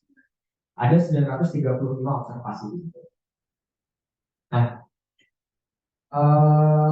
prop F ini adalah biasanya uji F ini untuk melihat join signifikan. Tapi nanti kita nggak akan nanti kita akan coba ekspor sedikit terkait dengan join signifikan. Ada R square-nya juga. R square itu adalah ini sebenarnya didapatkan dari sum of square modelnya. Ya lupa cara ngitungnya, tapi ada cara ngitungnya gitu. Dan pokoknya ini didapatkan dari sum of square di sini. Ya kita mendapatkan R square-nya berapa. R square itu menandakan variabel independen kita itu bisa seberapa baik menjelaskan variabel dependennya. Biasanya dalam bentuk persen gitu ya. Ini kan 0,0001 gitu ya. Dan kita hanya punya hours. Nah, berarti di sini kita bisa menyebut bahwa ini 0,001 itu kan berarti kalau kita jadiin persen itu kan berarti 0,01% gitu ya. Berarti variabel hours di sini itu bisa menjelaskan wage sebesar 0,01%. Jadi sangat-sangat sedikit sekali hours itu bisa menjelaskan wage. Karena kenapa? Karena ada banyak faktor si wage itu tadi, yaitu expert, tenure, dan lain-lain. Jadi hanya bisa menjelaskan 0,01. Atau bisa jadi karena dia gajinya bulanan, hingga hours sudah nggak begitu signifikan gitu mempengaruhi wage-nya. Jadi kalau misalnya kayak buruh di pabrik yang dia bayarnya per jam, mungkin bisa jadi itu linear gitu dengan wage-nya. Working hours-nya kan linear dengan wage-nya. Tapi bisa jadi kalau yang gajinya bulanan kan dia mau kerjanya, ya kecuali kalau lembur ya. Kalau lembur kan masih dibayar itu. Tapi kalau misalnya dia kerjanya mau 8 jam sehari, 9 jam sehari, 5 jam sehari, tapi sisanya nanti ayah-ayah di rumah. Tapi kan bayarnya kalau dia gajinya bulanan. Nah, ini adalah gambarannya. Adjusted R square itu sebenarnya sedikit modifikasi R square yang dia lebih sebenarnya bisa disebut sebagai lebih presentatif gitu. Tapi bisa kita pakai R square. Untuk MSI lalu signifikan lebih baik. Nah, yang penting adalah yang nanti di bawah. Jadi ini tambahan aja ya, gitu ya. Tambahan untuk kita melihat modelnya apakah baik atau tidak. Nah, yang kita lihat adalah yang di bawah. Nah, apa interpretasi dari yang di sini? Koefisiennya itu apa sih artinya? Minus 0,55. Berarti kita bisa menginterpretasikan bahwa justru semakin ada asosiasinya, asosiasinya itu sebelum kita masuk ke koefisiennya berapa ya? Negatif itu ternyata koefisiennya. Berarti dari dataset yang kita punya, semakin tinggi jam dia bekerja, upah dia berkurang. Kenapa berkurang? Ini negatif di dalam datanya kita ini negatif. Berarti kita bisa menyebut bahwa di sini ternyata hubungan antara jam bekerjanya dengan pendapatannya per bulan itu justru negatif dalam kasus dataset ini. Karena kalau kita menggunakan dataset yang lain mungkin bisa jadi beda. Nah, koefisiennya berapa? 0,55. Berarti bagaimana menginterpretasikannya? Ketika terjadi kenaikan 1 jam rata-rata bekerja dari individu, maka upah dari individu tersebut akan berkurang sesuai dengan satuan dari upah bulanannya. Di sini berapa? 0,55. Berarti dia akan berkurang 0,55 dolar. Setiap terjadi kenaikan 1 jam rata-rata bekerja dari individu, maka dia akan berkurang upahnya sebesar 0,55 dolar. Itu cara menginterpretasikannya. Tapi signifikan atau enggak itu? Nah, itu pertanyaan itu hal lain. Itu kita menginterpretasikannya seperti itu. Nah, interpretasinya itu bisa di sini antara dua ini.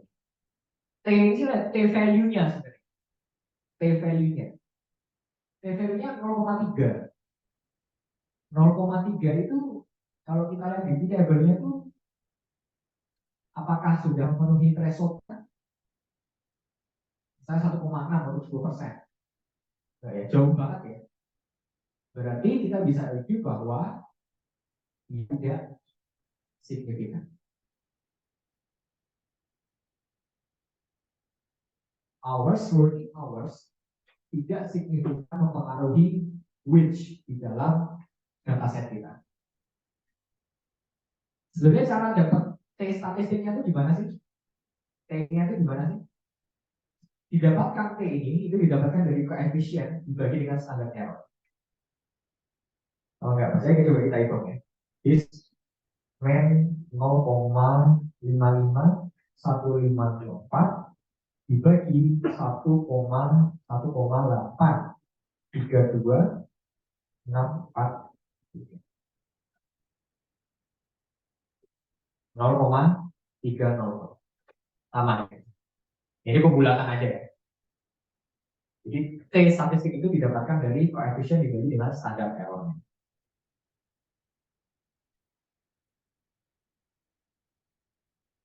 Nah ini ekstensi lagi ya. Kenapa di asumsi tadi kita ada yang disebut sebagai tidak boleh ada heteroskedastisitas.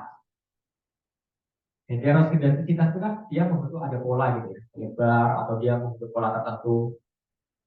Homoskedastisitas itu konstan.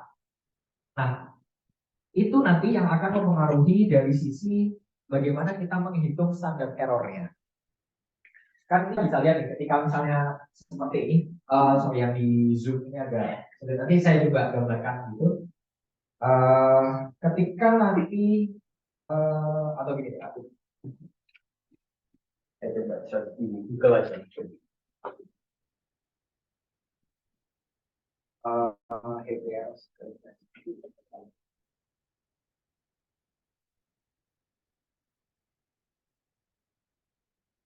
Nah,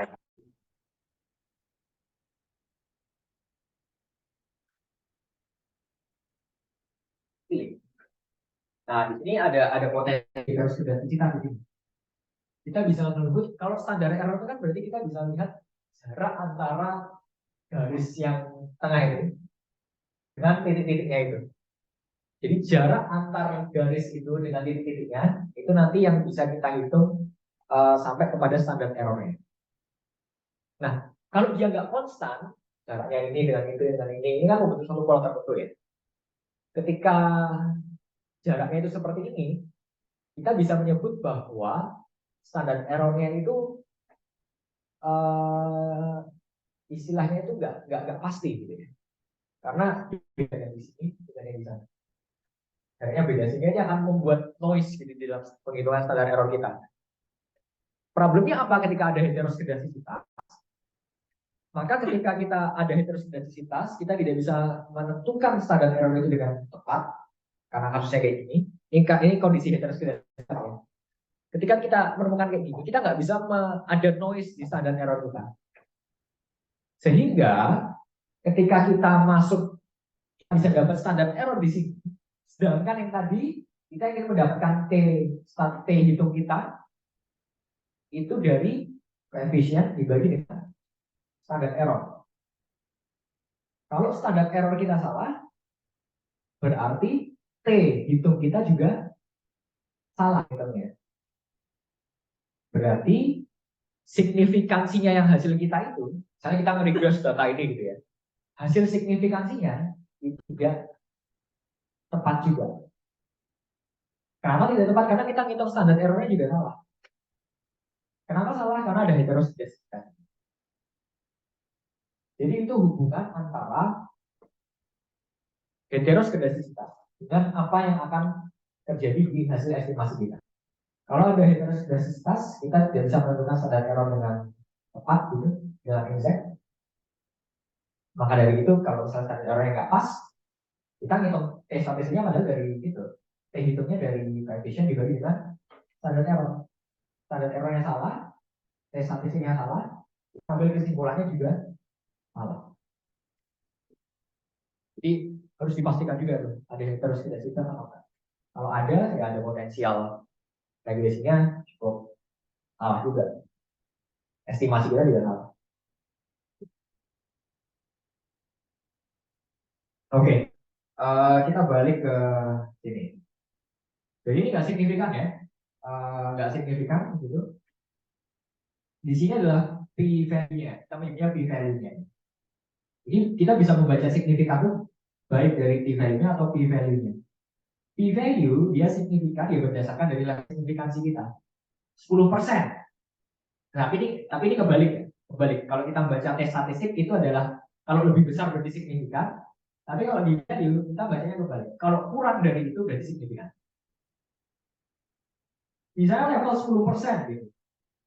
Level 10% itu kan berarti kalau ditransfer jadi desimal kan berarti 0,1. Nah, kalau kita mau melihat variabel ini signifikan atau enggak dari p-value-nya, kita lihat apa nilai di sini itu lebih kecil dari 0,1. Kalau dia lebih kecil dari 0,1, berarti dia signifikan pada level 10%. Tapi kita lihat di sini nilainya berapa ya? 0,764. Dia sangat jauh dari 0,1 gitu ya.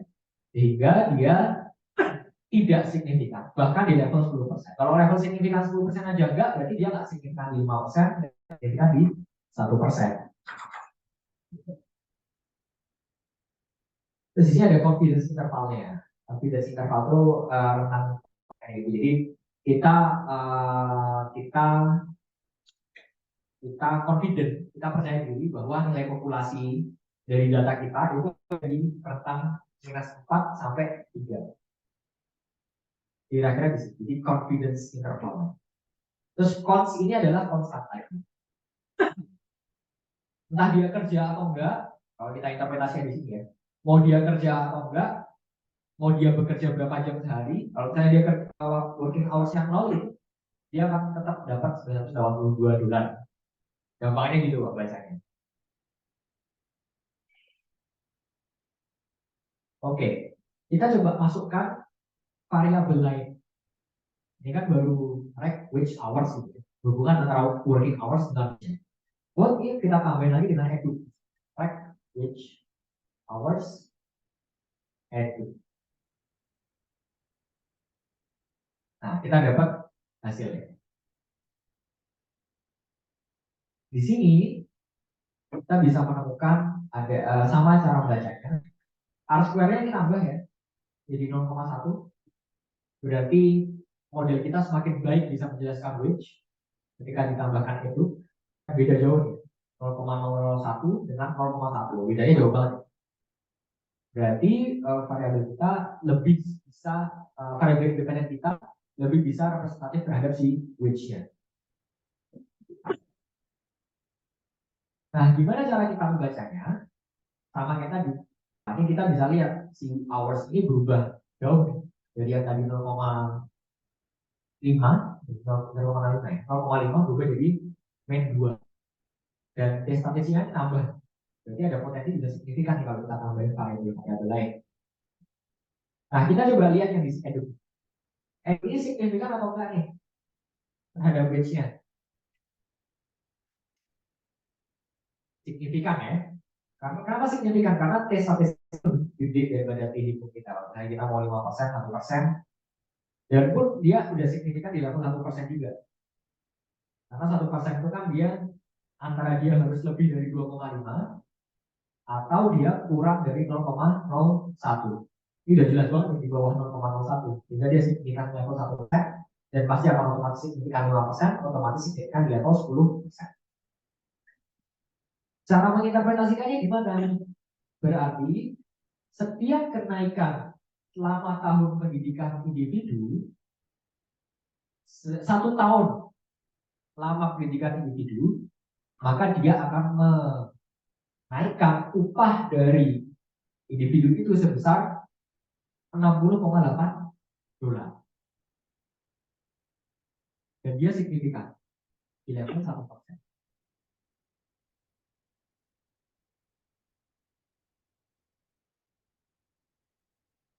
Dan yang hours itu berkurangnya jadi -2 ya, tapi dia masih belum signifikan. Kita tambahin lagi variabel lain misalnya. Right, misalnya wage, hours, eduk, expert, terus age. Kita tambahin lagi IT. Oke. Yang signifikan yang mana? Edu, expert, age, dan IT. Yang hours enggak ya? Walaupun dia semakin dibandingkan dengan OP. Jadi emang hours ini enggak. Nah, kita bisa nemu bahwa, nah, ketika kita membaca ini, membaca edu dia signifikan atau enggak, kita melihat itu adalah interpretasi secara parsial dengan asumsi ceteris paribus. Expert HAQ itu tetap, kita lihat eduk doang. Jadi ketika kita membaca interpretasi apakah eduk itu signifikan atau enggak, kita menganggap bahwa expert HAQ dan hours itu konstan. Jadi kita menyebutnya itu parsial, istilahnya itu parsial uji T parsial. T parsial. Jadi asumsinya ketika kita menginterpretasikan eduk itu signifikan, itu asumsinya adalah expert HAQ dan hours itu adalah konstan. Nggak ada perubahan sama sekali. Gimana cara kita melihat uji signifikansinya bareng-bareng? Itu bisa lihat prop F-nya itu di pojokan kanan. Prop F. Itu kita nyebutnya uji F. Apakah dia jointly significant? Bareng-bareng mereka hours eduk expert HAQ itu jointly significant atau enggak terhadap si wage-nya. Itu kita menggunakan uji F. Dan kita bisa menyebut di sini bahwa dia secara parsial masing-masing ada yang signifikan atau enggak tuh. Tetapi kalau kita itu bareng-bareng antar variabel independen itu, dia jointly significance. Jadi dia signifikan bareng-bareng. Kenapa? Karena 0,00 sama kayak p-value itu bacanya. Karena 0,00 berarti dia di bawahnya 0,01 kan. Jadi otomatis dia signifikan di level 1%. Kayak gitu.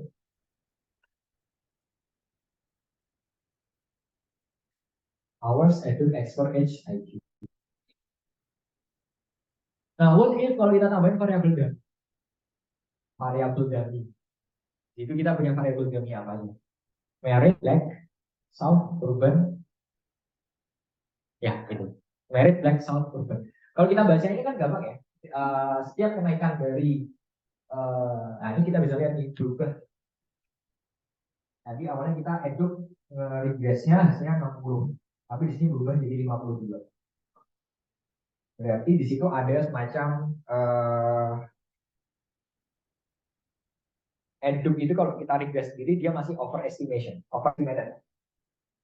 60. Tapi ketika kita kontrol dengan variabel-variabel lain dia turun jadi 52 dolar. Jadi kita nyebut bahwa yang eduk yang awal tadi dia overestimate.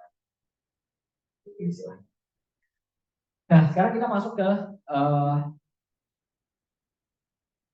kalau kita masukin variabel dan kalau ini bacanya kan ketika kenaikan 1 tahun pendidikan dia akan menambahkan upah sebesar $52. Ketika terjadi kenaikan 1 tahun expert akan naik $10. Kenaikan 1 tahun usia dia akan naik jadi $14. Naik 1 poin IQ dia jadi ya, naik $5. Cara baca kan gitu.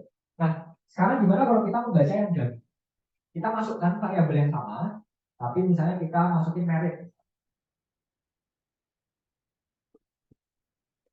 Nah, meritnya signifikan atau enggak? Signifikan ya. Cara bacanya merit gimana? Setiap kenaikan 1 kali pernikahan, karena saya belum dapat cerita juga, ada mahasiswa kita dari dosen, gitu dia skripsi,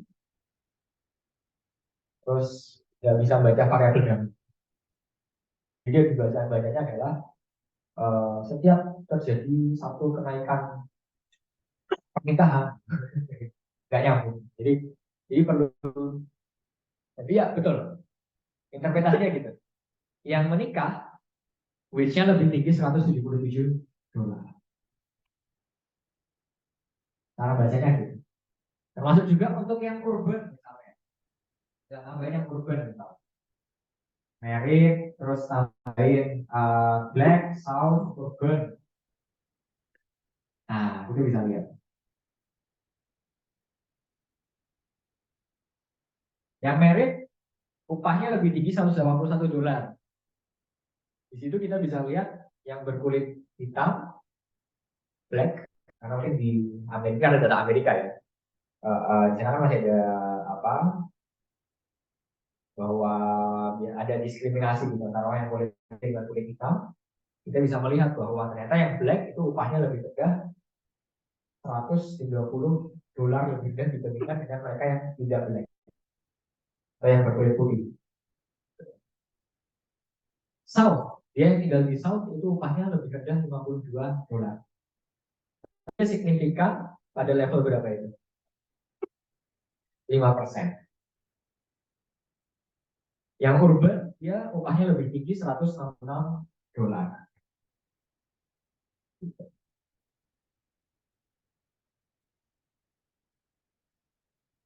Nah, kita bisa juga untuk melihat, jadi kita menginteraksikan variabelnya. Misalnya kita ingin lihat, kan yang tinggalnya di ya black, dia berkurang $130. Kalau dia yang south, tinggal di south atau di selatan, dia berkurang $52. What if kalau kita cari gimana kalau dia berkulit hitam dan tinggal di selatan, south? Itu kita variabel interaksi. Kita bisa caranya dengan misalnya nge-generate variabel baru. Generate variabel baru ya, kita coba get black south gitu ya. Black south itu sama dengan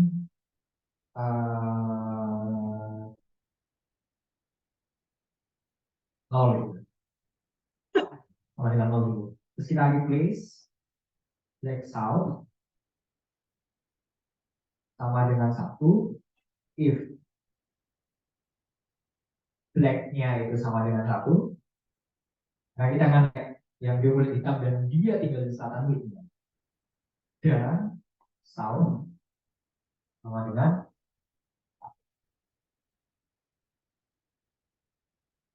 oke. Terus kita masukin di dalam regresi kita. Black south, urban, dan black south.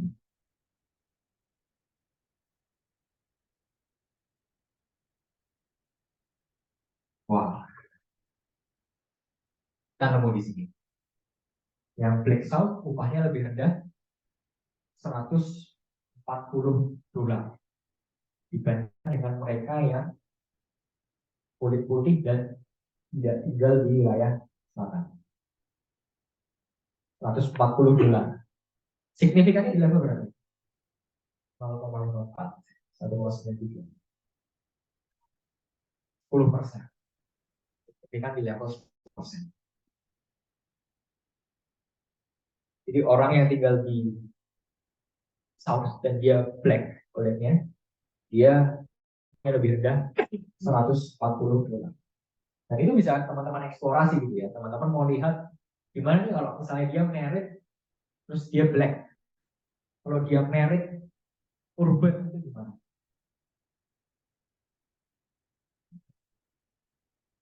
Black South ini tadi kita generate dari yang tadi kita generate Black South sama dengan 0.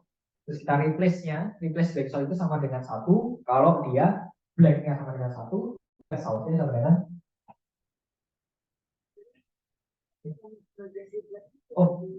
ya naik ya. Replace Black South sama dengan 1. If blacknya sama dengan 1 dan Southnya sama dengan 1. Jadi kondisionalnya 2 kali. Kalau dia di situ black sama dengan 1 tapi Southnya sama dengan 0, berarti dia nggak akan berubah jadi 1. Jadi dia harus memenuhi 2 syarat itu. Dia harus blacknya sama dengan 1 dan Southnya sama dengan 1.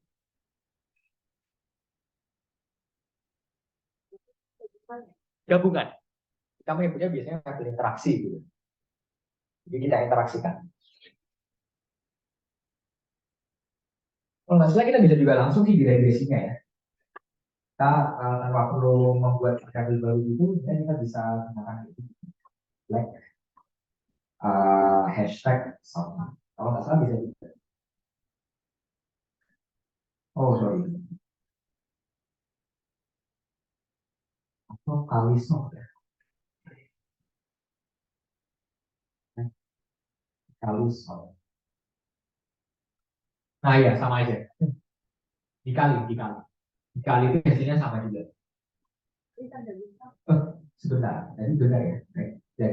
Ya, tanda bintang. Black South. Hasilnya sama seperti yang kita bicara tadi tuh. Dan eksplorasi itu bisa banyak. Nah, kita mau menginteraksikan antara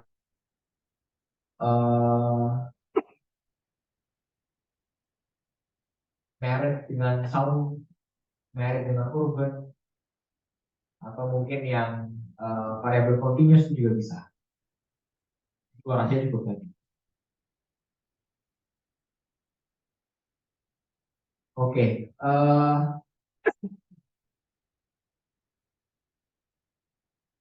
kita ke terakhir ya, mungkin untuk melihat yang kategorikal variabel. Yang kategorikal variabel itu nanti kita bisa coba dengan, kalau kasus ini edge-nya juga sudah juga signifikan ya. Assume bahwa edge-nya itu tidak signifikan, misalnya.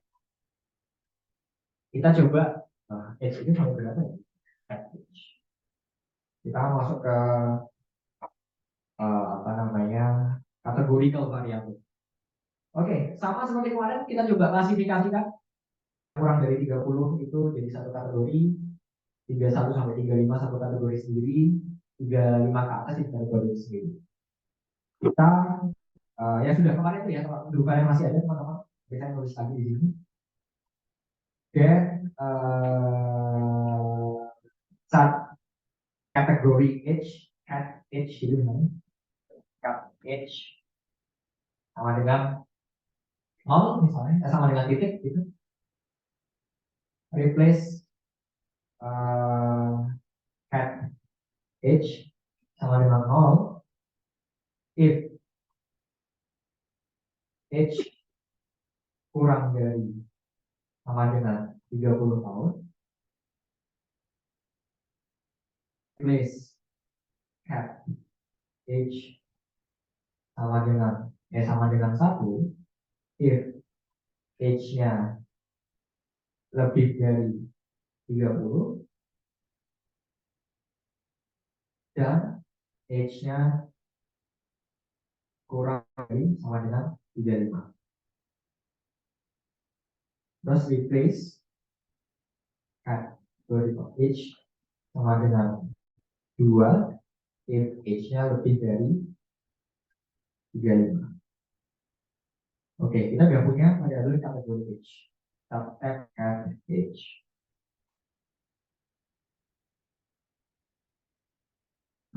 Udah sesuai dengan total kita observasi ya, 230.000.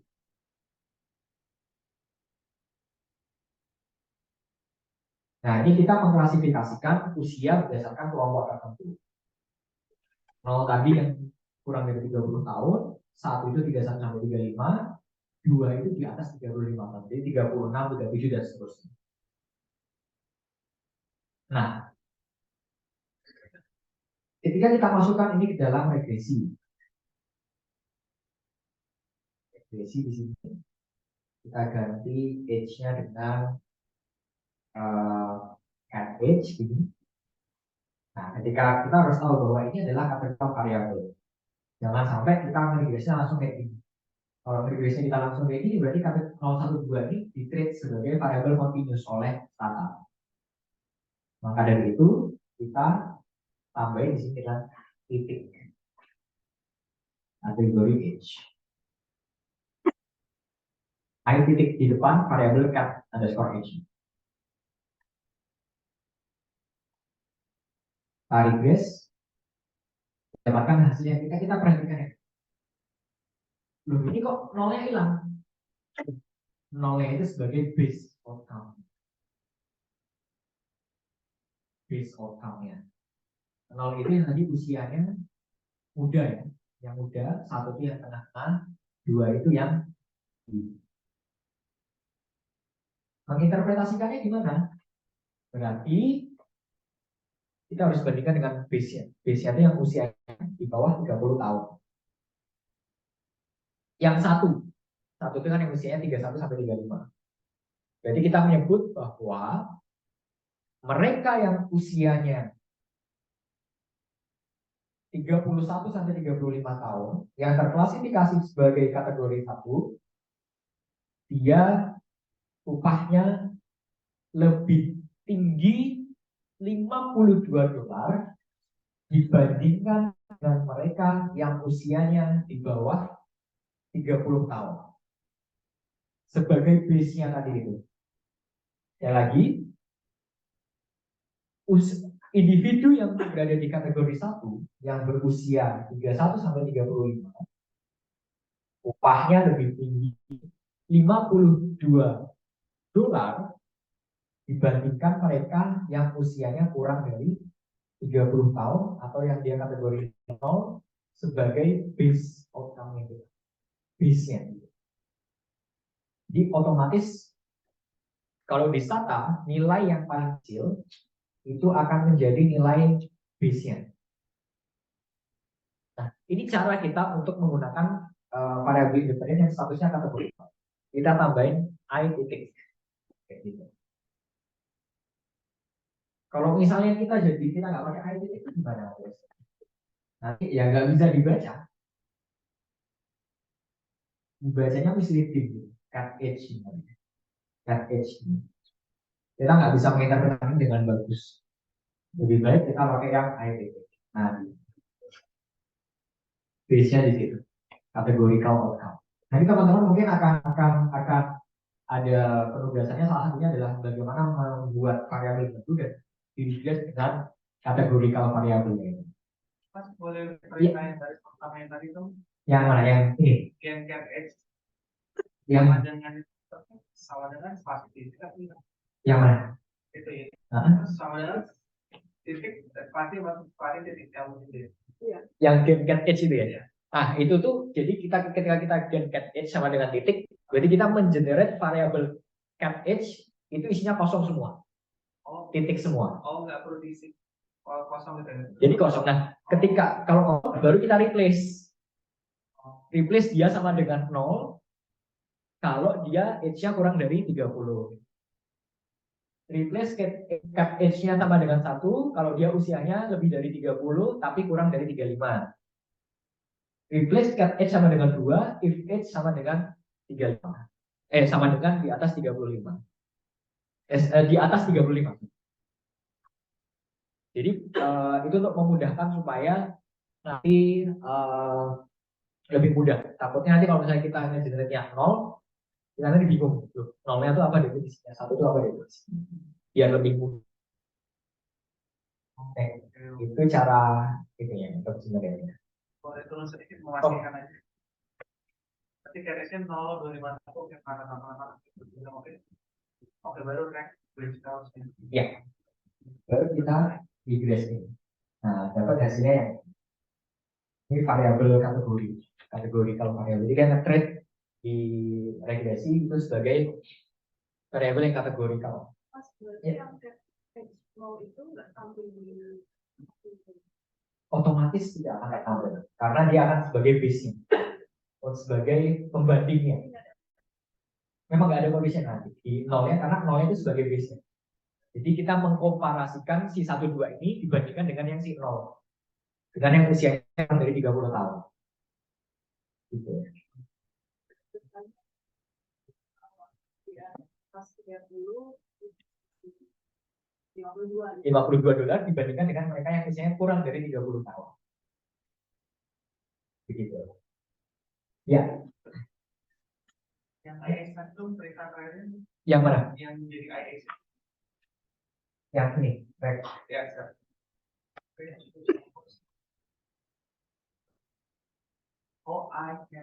I.cat h. Jadi otomatis ketika kita menambahkan i titik di depan variabel yang independen itu otomatis Sata akan nge-treat itu sebagai variabel yang kategorikal. Bisa juga sih kita masukkan ke dalam variabel, cuma nanti ya memang koefisiennya akan sama, nggak akan jauh beda.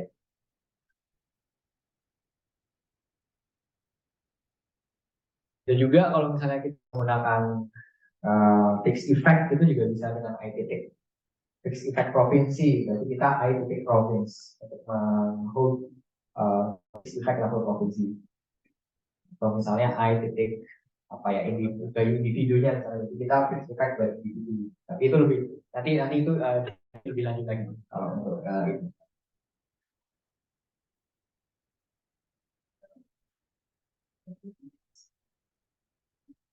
Ini regresi, basic regression. kalau dari berarti beda tapi kalau dari cuma 2 pilihan Ya, jadi kan juga betul. Di interpretasinya sebenarnya kalau misalnya Dami kita buat I itu juga nggak terlalu signifikan juga sih perspektifnya. Jadi misalnya kita right which kita jadikan yang merit itu jadi I titik. Nah, kan jadi seperti ini yang kita baca di sini. Karena ini koefisiennya tetap sama aja. Nanti ketika kita regress apa namanya regress dia dengan I titik atau dengan tidak I titik. Kalau untuk khusus dari variabel, karena kalau saya lihat di sini 186 misalnya, ya 186 juga.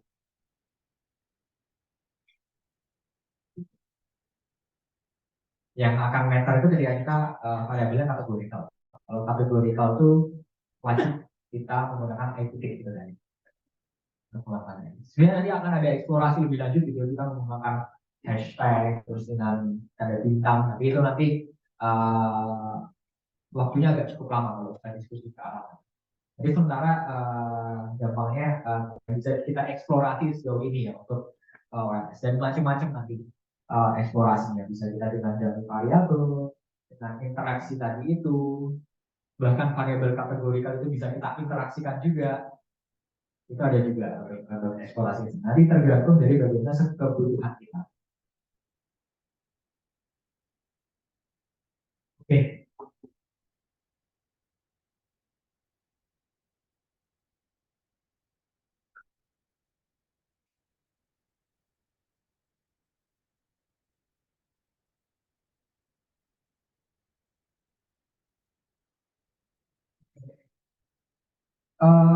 Ada pertanyaan teman-teman karena materinya juga cukup ya, jam 4 harus melanjutkan meeting selanjutnya. Ada lagi pertanyaan sebelum kita tutup? Nanti akan ada penugasan, mungkin penugasnya akan saya berikan nanti malam ya, karena masih belum selesai buatnya. Mungkin simpel aja, nanti kita berbicara masalah visualisasi data dan OLS dan eksplorasinya seperti apa. Tapi kita tetap akan menggunakan komen-komen yang sudah kita lakukan di 3 minggu belakangan ya. Yang generate, by sort, tabulate, sum, if, tabulate if, dan lain sebagainya. Gitu. Oke, yang dari Zoom apakah masih ada pertanyaan? Kita akan segera menutup pertemuan kita pada kesempatan hari ini. Ini pertemuan terakhir ya. Jadi saya mengucapkan terima kasih juga buat teman-teman yang sudah hadir di sesi keempat dan sesi terakhir kita untuk pelatihan Stata. Selanjutnya mungkin live ini akan melanjutkan pelatihan ini untuk yang tingkat-tingkatnya lebih advance lagi. Mungkin nanti bisa sampai kepada impact evaluation dan lain sebagainya, dan juga eksplorasi lebih dari ini. Mungkin nanti penonton di lab akan mengadakan apa. Itu dari saya juga mohon maaf apabila selama 4 pertemuan ini saya ada kesalahan kata atau hal-hal yang kurang berkenan di teman-teman sekalian. Semoga nanti kita bisa ketemu di kesempatan lain. Tapi kalau teman-teman mau tanya-tanya atau konsultasi, silakan bisa email saya langsung aja, nggak masalah. Mau email atau apa juga terserah, nggak apa-apa. Insya Allah saya jawab semampu saya. Iya, monggo. Nanti bisa tanya via email. Email saya masih di situ. Itu udah 4 minggu kayaknya. Email belum dia. Jadi silakan mau tanya-tanya, saya sangat terbuka. Saya suka diskusi kalau ada teman-teman ada apa. Kalau nanti kalau biasanya saya nggak bisa jawab, saya akan biasanya baca-baca dulu atau tanya teman saya. Atau nanti kalau yang biasanya saya megangnya sama ini Stata, belum untuk yang software lain seperti R itu belum terlalu familiar. Biasanya tetap Stata. Atau IFIS juga, karena IFIS itu rata-rata biasanya penggunaannya makro ya, makroeconomics. Sedangkan saya lebih banyak ekspor di mikro, biasanya pakai Stata. Materi ini yang Ya. saya cerita belum ada ya? Oh iya, belum saya upload kok. Walaupun baru tadi pagi soalnya.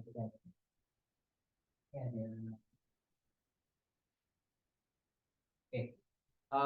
Kalau tidak ada, terima kasih teman-teman. Sampai bertemu di kesempatan lain. Jangan sungkan untuk misalnya mau tanya-tanya, diskusi juga nggak masalah. Saya sangat terbuka, senang diskusi saya mendapatkan insight dari teman-teman, hal-hal baru dan lain sebagainya.